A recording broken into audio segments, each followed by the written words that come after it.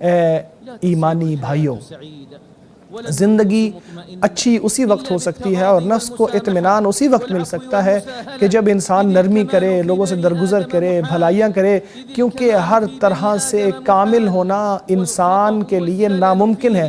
ہر انسان کے لیے غلطی ہوتی ہے، ہر انسان غلطیاں کرتا ہے، ہر انسان بھٹک جاتا ہے۔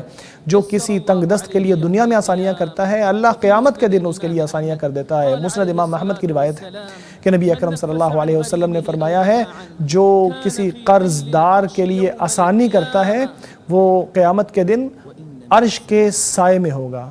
اسی طرح نرمی کی ایک شکل یہ بھی ہے کہ جو خرید و فروخت میں کسی مشکل کا شکار ہو جائے تو وہ اس کے لیے آسانی کر دے، تو اللہ تبارک و تعالیٰ قیامت کے دن اس کے لیے آسانی کر دیتا ہے۔ یعنی اگر کوئی خرید و فروخت کرتے ہوئے مشکل میں پڑ جائے تو آپ سودے کو اس کے لیے کینسل کر دیں، تو یہ اجر کا ایک ذریعہ ہے۔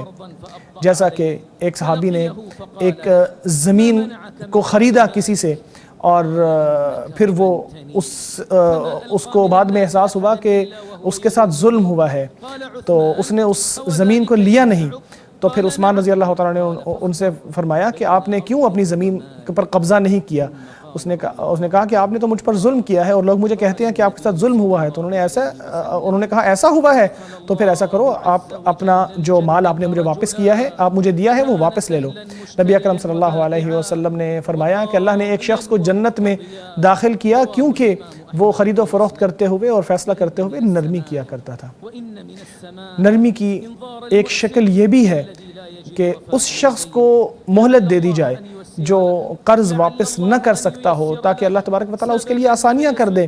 اللہ اس کو کوئی ایسا ذریعہ عطا فرما دے جس کے ذریعے وہ کچھ نہ کچھ ادا کر دے اور بقیہ انسان اس کو قرض دینے والا اس کو معاف کر دے۔ جیسے کہ اللہ کا فرمان ہے، اگر کوئی تنگ دست ہو تو اس کو مہلت دے دی جائے یہاں تک کہ اس کے لیے آسانیاں ہو جائیں، اور اگر اس کو معاف کر دو تو یہ سب سے بہتر ہے۔ اللہ تبارک و تعالیٰ نے مہلت دینے والے کے ساتھ اجر عظیم کا وعدہ بھی کیا ہے۔ ابو بردہ رضی اللہ تعالیٰ عنہ سے روایت ہے کہ انہوں نے نبی پاک صلی اللہ علیہ وسلم کو فرماتے ہوئے سنا، جو کسی تنگ دست کو مہلت دے گا اس کو ہر دن کے بدلے اپنے قرض کے صدقے کا اجر ملے گا۔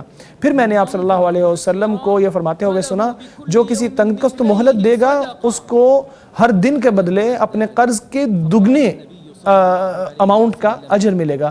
تو میں نے آپ صلی اللہ علیہ وسلم سے پوچھا کہ ایسا کیسے، کہ کبھی ایک مرتبہ آپ نے کہا کہ اس کے برابر، ایک مرتبہ آپ نے کہا کہ اس کے دگنی قیمت کے برابر، تو آپ نے فرمایا جب تک اس کی میعاد نہ آ جائے تب تک اس کے برابر، اور جب میعاد گزر جائے پھر اس کے بعد دگنا اجر ملنا شروع ہو جاتا ہے۔ تو سمجھدار شخص وہی ہے کہ جو نیکیوں کے مواقع کو غنیمت جانتا ہے، کیونکہ عین ممکن ہے کہ ایسا موقع دوبارہ نہ ملے۔ جو ان سے استفادہ حاصل کر لیتا ہے وہ بڑے نصیب والا ہے۔ تو اللہ کے بندو، اللہ سے ڈرو اور اپنے معاملات کو درست کر لو۔ قیامت کے لیے ایسی چیزیں بھیجو جنہیں قیامت کے دن تم دیکھ کے خوش ہو جاؤ۔ یاد رکھو کہ جیسی کرنی ویسی بھرنی، دنیا میں جیسا کرو گے آخرت میں ویسا ہی آپ کے ساتھ عمل کیا جائے گا۔ لوگوں سے درگزر کرو تاکہ آپ سے درگزر کیا جائے۔ جو لوگ، اللہ تبارک و تعالیٰ کا فرمان ہے، جو آپ میں سے اہل فضل ہیں اور دوسروں کے اوپر خرچ کرنے والے ہیں، وہ فقراء، مساکین اور مہاجرین کے اوپر خرچ کرنے سے پیچھے نہ ہٹے۔ کیا آپ یہ پسند نہیں کرتے کہ اللہ آپ کو معاف کرے؟